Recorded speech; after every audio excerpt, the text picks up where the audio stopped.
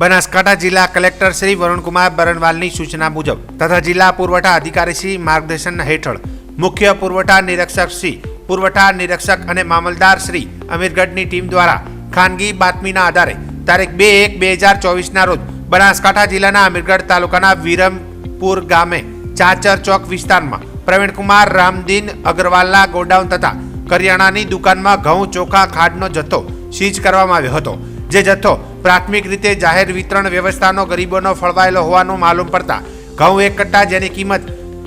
1316 રૂપિયા, ચોખા 69 કટ્ટા જેની કિંમત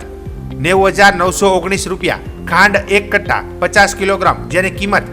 2375 રૂપિયાનો જથ્થો સીઝ કરવામાં આવ્યો છે. આમ તારીખ 2/1/2024 રોજ અમીરગઢ તાલુકામાં આવેલ દુકાનોની આકસ્મિક